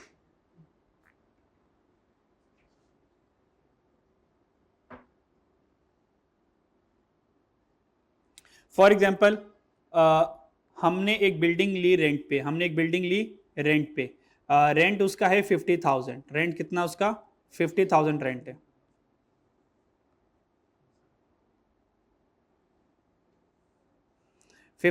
रेंट है। मैंने 0 यूनिट बनाई। मैंने कितने यूनिट बनाए? 0 यूनिट बनाए। मालिक मकान, फैक्ट्री वाला मालिक जो है मेरे पास आया, उसने कहा सर 50,000 रुपये किराया। मैंने कहा भाई कौन सा किराया, अभी तो मैंने काम ही नहीं किया। कहता सर मेरी तरफ से अगले महीने भी ना करो। 1 महीना फैक्ट्री आपके पास रही, आप काम करें ना करें, सर मुझे तो 50,000 रुपया किराया चाहिए। क्या मैं उसको 50,000 रुपया किराया दूंगा? तो जब मैं उसको किराया दूंगा मुझे नहायत दुख होगा। अभी मैंने काम भी नहीं किया और 50,000 रुपये मेरे जेब से चले गए। सर उसके बाद मुझे क्या आया? गुस्सा। उसके बाद मुझे क्या आया? गुस्सा। फिर हमने कहा ऐसी की तैसी, अब हम काम कर करके लुट मचा देंगे, ठीक है सर। फिर हमने गुस्से में आके 10 यूनिट बना लिए। कितने यूनिट बनाए? 10 यूनिट बनाए। मालिक मकान फिर महीने बाद आ गया, ठीक है सर माशाल्लाह बड़े काम चल रहे हैं, इकट्ठे जज्बात में आके 10 यूनिट बना लिए, किराया दे दे। किराया कितना दूंगा? 50,000। क्या कहूँगा कि यार अभी तो कम यूनिट बने हैं, किराया कम ले लो। सर फिर मुझे गुस्सा ज़्यादा वाला आ गया। अब हमने कितने यूनिट बनाए? 100 यूनिट बना लिए। कितने यूनिट बना लिए? 100 यूनिट बना लिए। वो किराया लेने आएगा, और बोलो ना क्या वो किराया लेने आएगा? किराया लेने आएगा। हमने उसको कितना किराया देंगे? 50,000। हमें और गुस्सा आ गया, इस बार तो लुट्टी मचा दी हमने, जज्बात में आके 1000 यूनिट बना दिए। अब तो मालिक मकान हैरान, यार इनको क्या हो गया है? क्योंकि सर माशाल्लाह बड़े काम शाम चल रहे हैं, बड़े नोट छाप रहे हैं, मुझे 60,000 किराया देंगे आप। दूंगा उसको किराया, 2 रख के लगाऊंगा उसको। कहूँगा भाई किराया कितना मिलेगा? 50,000 मिलेगा। इसका मतलब प्रोडक्शन ज़्यादा हो या कम हो, क्या फिक्स कॉस्ट मेरी चेंज हुई? अब बोलो सर फिक्स कॉस्ट मेरी चेंज नहीं हुई। इसका मतलब फिक्स कॉस्ट जो है वो चेंज नहीं होती।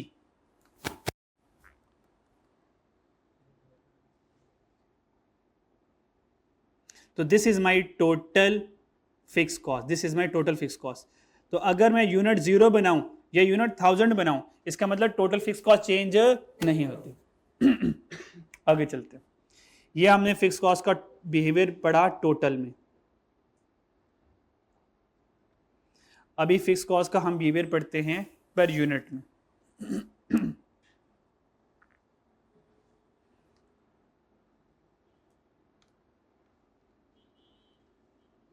Per unit.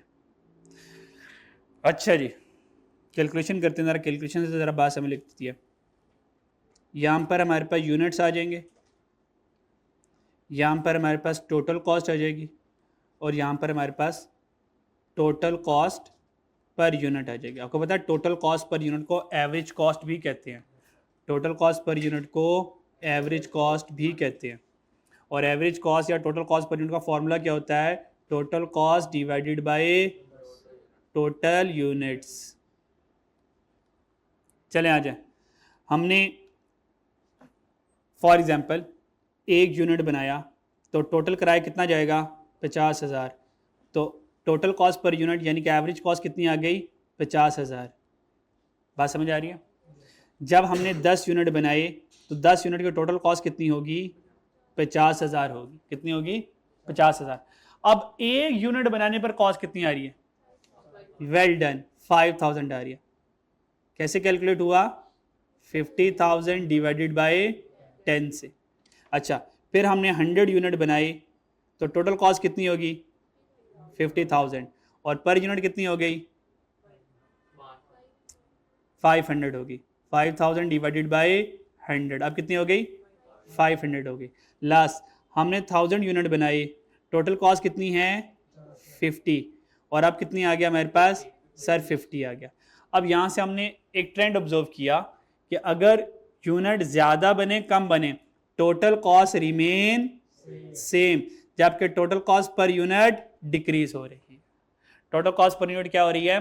डिक्रीज हो रही है। और अगर मैं टोटल कॉस्ट पर यूनिट का ग्राफ बनाऊं, क्योंकि एग्जाम में ग्राफ आने नहीं है, एम ही बना रहा हूं मैं, जस्ट फॉर योर अंडरस्टैंडिंग, आपके अंडरस्टैंडिंग के लिए। तो टोटल कॉस्ट पर यूनिट का ग्राफ ये बनता है, this is the total cost per unit, जो कि डिक्रीज होगा when we increase the units. तो यहाँ पे यूनिट्स होंगे, ऊपर हमारे पास फिक्स कॉस्ट पर यूनिट है। यार गलती ना कोई करेक्शन करवा दे करो, ये मैंने क्या लिखा हुआ है? तो आप कहें सर फिक्स कॉस्ट लिखे ना, तो समटाइम नहीं पता चल रहा होता, ठीक है? तो आप नज़र रखा करें, सही है? तो फिक्स कॉस्ट पर यूनिट है। बात समझ आ रही है? तो फिक्स कॉस्ट पर यूनिट का कंक्लूजन क्या हुआ? टोटल में बिहेवियर सेम रहेगा, जबकि पर यूनिट में इसका बिहेवियर डिक्रीज होगा। यानी कि फिक्स कॉस्ट जब जब यूनिट ज्यादा प्रोड्यूस करूंगा, फिक्स कॉस्ट पर यूनिट कम हो जाएगी, और अगर यूनिट कम प्रोड्यूस करूंगा तो फिक्स कॉस्ट पर यूनिट ज्यादा रहेगी। इसका मतलब अगर किसी बिजनेस में फिक्स कॉस्ट है तो वो एक तरीका है फिक्स कॉस्ट को खत्म कर सकता है, ज्यादा यूनिट बनाकर। चेक करो, जब वो एक यूनिट बना रहा था, वो फैक्ट्री वाला जब वो एक यूनिट बना रहा था तो 50,000 किराया जा रहा था जेब से, और जब उसने 1000 यूनिट बनाए तो देखो अब सिर्फ 50 रुपए जा रहे हैं जेब से। तो फिक्स कॉस्ट खत्म होगी एक तरह की, और प्रोडक्शन करेगा, फिक्स कॉस्ट नेग्लिजिबल हो जाएगी। तो अगर बिजनेस में फिक्स कॉस्ट आ रही है, so how can you remove तो नहीं कर सकते minimum the fix cost by producing more units. ये सीक्रेट है फिक्स कॉस्ट को खत्म करने का, तकरीबन खत्म करने। जीरो तो नहीं कर सकते, जीरो कर सकते हैं? मेरा ग्राफ देखें, मैंने ग्राफ को क्या किया? पैरेलल कर दिया। आपको पता है मैंने एक्सेस से टच नहीं किया। ओहो सर, आप सारों ने नहीं आना, आप नहीं आना। ये चेक करें, क्या एक्सेस से टच हो रहा है? सर नहीं हो रहा। इसका मतलब है ये मिनिमम है, इसके बाद इतने पे रहेगा। क्या टोटल कॉस्ट की एग्जांपल, टोटल कॉस्ट का कंसेप्ट समझ लग गया? एग्जांपल्स देख लें। Examples, rent expense salaries, insurance premium, admin expense, annual interest on loan, ये सारे सारे फिक्स इन नेचर होते हैं, ये सारे सारे फिक्स इन नेचर होते हैं, इनके नेचर ही फिक्स है। और ये पर्टिकुलर टाइम फ्रेम के लिए आएंगे, ये पर्टिकुलर टाइम फ्रेम के लिए आएंगे। और नॉर्मली हमारा टाइम फ्रेम या तो पर मंथ होगा या तो पर ईयर होगा। बात समझ आ रही है? जैसे कि रेंट एक्सपेंस क्या होगा? Per month, per month, per month इतना रेंट देंगे। उस एक महीने में, उस एक महीने में ज्यादा यूनिट बनाओ कम बनाओ, भाई हमें से कोई परवाह नहीं है, हम तो पर मंथ का रेंट लेंगे। बात समझ आ रही है? तो ये पर मंथ होगा, सैलरीज पर मंथ है, टाइम फ्रेम की बात बता रहा हूं। इंश्योरेंस प्रीमियम पर मंथ होगा, पर एनम होगा। तो fix cost particular time frame में आते हैं। फिक्स कॉस्ट का ताल्लुक पर्टिकुलर टाइम फ्रेम के साथ है, यानी कि प्रोडक्ट के साथ नहीं। इस टाइम फ्रेम वाली बात हजम नहीं हो रही तो इग्नोर मारें, बस ये याद रखें फिक्स कॉस्ट का ताल्लुक प्रोडक्ट से नहीं होता, बस काफ़ी इतना, बाकी संभाल लेंगे हम। यहाँ तो कोई परेशानी? सेकंड वाली कॉस्ट हमारे पास कौन सी होती है? Variable cost. वेरिएबल कॉस्ट वो कॉस्ट होती है जिसका डायरेक्ट प्रोडक्शन से ताल्लुक है। Variable cost are those cost which change in total with the change in activity. जैसे एक्टिविटी बढ़ाओगे आपकी वेरिएबल कॉस्ट बढ़ती रहेगी। तो वेरिएबल कॉस्ट का सीन कुछ ये होता है, प्रोडक्शन ज्यादा करूंगा, टोटल वेरिएबल कॉस्ट ज्यादा हो जाएगी। प्रोडक्शन कम करूंगा, टोटल वेरिएबल कॉस्ट कम हो जाएगी। और मान लो प्रोडक्शन ही नहीं कर रहा, अब बताओ वेरिएबल कॉस्ट कितनी आएगी? No production no variable cost. Get my point? Graph से देखते हैं जरा इसको, बात समझ लग गई है? तो ग्राफ की जरूरत नहीं है, ग्राफ की जरूरत नहीं है ना बनाऊं फिर? ये आपके यस और नो में मुझे समझ लगती है कि यस और नो क्या किसको रहे हैं। क्या मैं ग्राफ बना लूं? आप तो बन भी गए हैं, बना लेता हूं, बात थोड़ी और समझ लग जाएगी। पहले हम बनाएंगे टोटल, फिर हम बनाएंगे पर यूनिट में,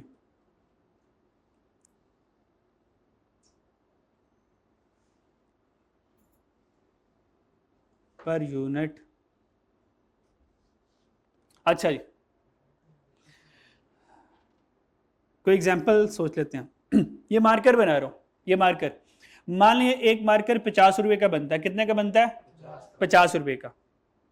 जब मैं जीरो मार्कर बनाऊंगा तो वेरिएबल कॉस्ट आएगी? नहीं आएगी। मैंने एक मार्कर बनाया, एक मार्कर कितने का बना? 50 रुपये का बना। मैंने दो मार्कर बनाए तो कितना खर्चा आया? बोलो यार, 100। मैंने 3 मार्कर्स बनाए, कितना एक्सपेंस आया? मैंने 4 मार्कर बनाए, कितना एक्सपेंस आया? 200 का। तो पॉइंट्स ये बनेंगे इसके ग्राफ के। ये ग्राफ नहीं बनाने कभी भी आते ही नहीं है, कॉस्ट में ग्राफ का क्या काम है? तो बच्चों वाला काम है। This is the total variable cost. तो कह सकता हूं प्रोडक्शन ज्यादा होने से टोटल वेरिएबल कॉस्ट ज्यादा हो रही है। यहां तो कोई मसला? जरा पर यूनिट में आए, पर यूनिट में कैलकुलेशन करके देखते हैं पर यूनिट की। आए जरा पर यूनिट में। सिनेरियो कुछ ये है, units total cost, now total variable cost, total variable cost, then variable cost per unit या total variable cost per unit, बात एक ही है। 0 यूनिट बनाऊंगा तो टोटल वेरिएबल कॉस्ट कितनी आई? तो वेरिएबल कॉस्ट पर यूनिट कितनी आई? 0। Any problem? ओके। एक यूनिट बनाया, एक यूनिट बनाने की टोटल वेरिएबल कॉस्ट कितनी आई थी? 50 आई थी। एक यूनिट बनाने की टोटल वेरिएबल कॉस्ट कितनी आई थी? 50 आई थी। तो वेरिएबल कॉस्ट पर यूनिट कितनी है? 50 डिवाइडेड बाय 150। जब 2 यूनिट बनाए थे तो टोटल वेरिएबल कॉस्ट कितनी आई? 100। और एक यूनिट बनाने की कॉस्ट कितनी आई? 100 डिवाइडेड बाय 250, 3 यूनिट बनाए, कितनी टोटल कॉस्ट आई? और 1 यूनिट की कितनी आई? 4 यूनिट बनाए, टोटल वेरिएबल कॉस्ट और पर यूनिट कॉस्ट। तो चेक करें, ऑब्जर्व किया कि वेरिएबल कॉस्ट पर यूनिट कभी बदलता ही नहीं है, कभी बदलता ही नहीं है। क्या इसको बदलना चाहिए? क्या इसको बदलना चाहिए? पॉसिबल ही नहीं है, बदल ही नहीं सकता। How is it possible? मान लो ये एक मार्कर मैं 50 का बनाता हूं, ये एक मार्कर कितने का बनाया? 50 का बनाया। इसी तरह का जब दूसरा मार्कर बनाऊंगा, क्या वो 55 का बन सकता है? बन सकता है, पॉसिबिलिटी है भाई? नहीं है भाई। जितना प्लास्टिक इस पे लगा उतना प्लास्टिक इस पे लगा, जितनी इंक इसमें इस्तेमाल हुई उतनी इंक इसमें इस्तेमाल हुई, जितनी लेबर कॉस्ट इतनी आई उसकी लेबर कॉस्ट इतनी आएगी। क्या ये 55 का बनाया अगला क्या ये 50 का बनाया अगला 55 का बन सकता है? सर पॉसिबल ही नहीं है। वेरिएबल कॉस्ट पर यूनिट बदल ही नहीं सकता, कभी भी नहीं बदलता। कब बदलता है? जब कोई इन्फ्लेशन वगैरह आ जाए, जब कोई इन्फ्लेशन वगैरह आ जाए। तो फिर जब इन्फ्लेशन आ गई, फिर अब ये 50 के नहीं, अब ये 55 का बन रहा है। अब जब ये 55 का बनेगा तो अगला भी 55 का बनेगा। अब 55 रिमेन सेम रहेगा। नहीं समझ आ रही? तो वेरिएबल कॉस्ट पर यूनिट में हमेशा क्या रहता है? सेम रहता है, कभी बदल सकता है नहीं। अब पेट्रोल डलवाते हैं, अब पेट्रोल डलवाते हैं और आपने 1 लीटर पेट्रोल डलवाया, मान लो 250 का, 250 पर लीटर। आपका दोस्त आया, उसने कहा सर कितना? तो अभी उसके लिए भी 250 पर लीटर रहेगा। एक मिस्टर सी आया, उसके लिए क्या होगा? उसके लिए भी 250 पर लीटर रहेगा। क्या वो 250 पर लीटर बदलेगा? नहीं बदलेगा। अच्छा ऐसा होगा सर 1 लीटर 250 पर लीटर, अगर आप 5 लीटर डलवाएंगे तो अब 250 नहीं होगा बल्कि हम 260 कर देंगे। नहीं, वो 250 रहेगा। हाँ, वापदा ऐसी हरकतें करता है। 100 यूनिट कंज्यूम करो तो पर यूनिट इतने का, 100 से ऊपर जाओ तो रेट बदल देगा, वो अलग चीज है। लेकिन वेरिएबल कॉस्ट पर यूनिट में कभी बदलता नहीं है। ठीक है, तो इसकी डायग्राम कैसे बनेगी? इसकी डायग्राम कैसे बनेगी? Straight line. 0 यूनिट तो 0, 1 यूनिट पे 50, 2 यूनिट पे 50 और 3 और 4 पे भी 50। तो ये variable cost per unit, variable cost per unit remain same रहता है पर यूनिट में। Any problem? Variable cost per unit की एग्जांपल, वेरिएबल कॉस्ट की example, variable cost direct production के साथ एसोसिएट होता है। और अगर आप रिलेशन ऑब्जर्व करें, प्रोडक्शन ज्यादा वेरिएबल कॉस्ट ज्यादा, इसका मतलब वेरिएबल कॉस्ट डायरेक्ट प्रोडक्शन के साथ साथ चलेगी। ये पीरियड कॉस्ट नहीं है, वेरिएबल कॉस्ट प्रोडक्ट कॉस्ट है, ये प्रोडक्ट के साथ चलेगी। प्रोडक्ट है तो वेरिएबल कॉस्ट है, प्रोडक्ट नहीं वेरिएबल कॉस्ट नहीं। एग्जांपल देखते हैं ना, मटेरियल कॉस्ट वेरिएबल कॉस्ट है, हाँ या ना? चीजें ज्यादा बनाएंगे ज्यादा मटेरियल लगेगा, चीजें ज्यादा बनाएंगे लेबर आवर ज्यादा लगेंगे, लेबर ज्यादा लगेगी, लेबर कॉस्ट ज्यादा लगेगी, वेरिएबल प्रोडक्शन ओवरहेड ज्यादा लगेंगे। जब प्रोडक्शन ज्यादा करेंगे मशीन ज्यादा चलेगी, बिजली का बिल भी ज्यादा होगा, तो वेरिएबल ओवरहेड ज्यादा आएगा। प्रोडक्शन ज्यादा करेंगे तो बिजली का बिल ज्यादा आएगा, this is the variable production overhead. Production ज्यादा करेंगे, क्या गार्ड की सैलरी ज्यादा होगी? This is the fix production overhead. ये फिक्स प्रोडक्शन ओवरहेड है जिसका प्रोडक्शन से ताल्लुक नहीं है।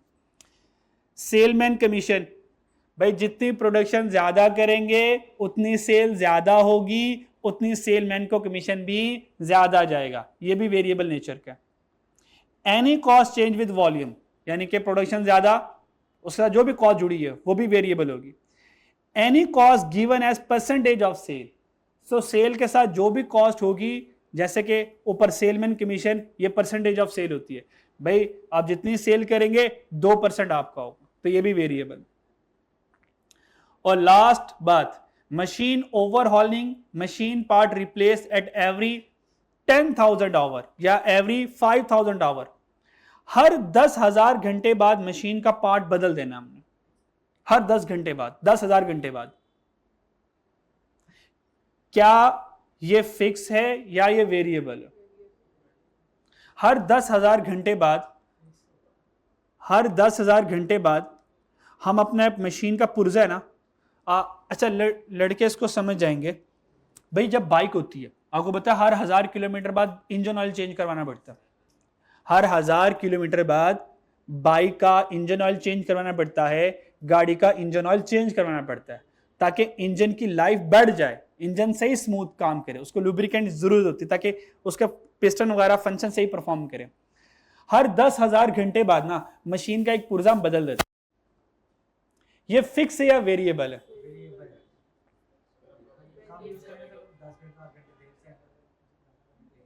हर 10,000 घंटे, जब 8,000 घंटे गुजर गए तो क्या ये पुर्जा बदलूंगा? 8,000 घंटे गुजर गए, पुर्जा बदलूंगा। 9,000 घंटे गुजरे, पुर्जा बदलूंगा। जैसे ही 10,000 घंटे गुजर गए, पुर्जा बदल दूंगा। फिर 10,000 के बाद 11,000 आया, ऐसे होगा या दोबारा एक से काउंट करूंगा? अब मैं भाई अब दोबारा एक से काउंट करूंगा। फिर 10,000 पूरे होंगे तो पुर्जा बदल दूंगा। ये वेरिएबल लग रहा है, फिक्स लग रहा है?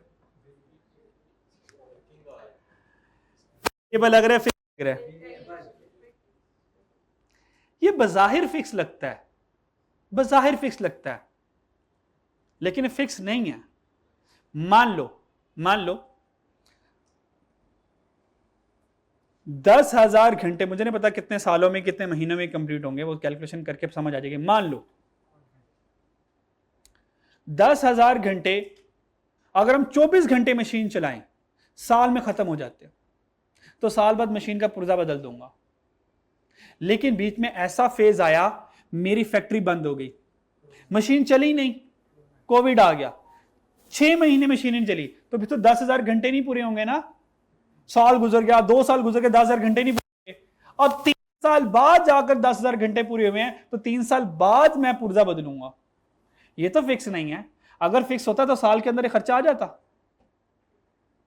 साल तक खर्चा आ जाता।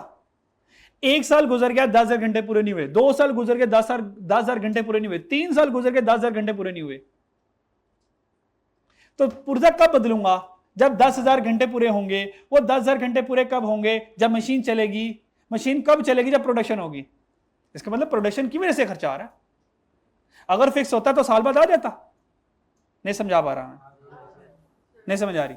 आ गई? तो ये कौन सा खर्चा होगा? प्रोडक्शन, वेरिएबल, क्योंकि इसका ताल्लुक मशीन के चलने से है और मशीन का ताल्लुक प्रोडक्शन से। समझ आ गई? चलो ठीक है, आज के लिए इतना काफी है।